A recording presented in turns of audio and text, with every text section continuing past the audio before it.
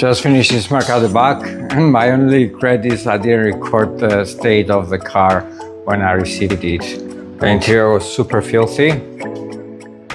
Everything is back in order now. Floorboards were trashed. All the black trim was faded. And here it is.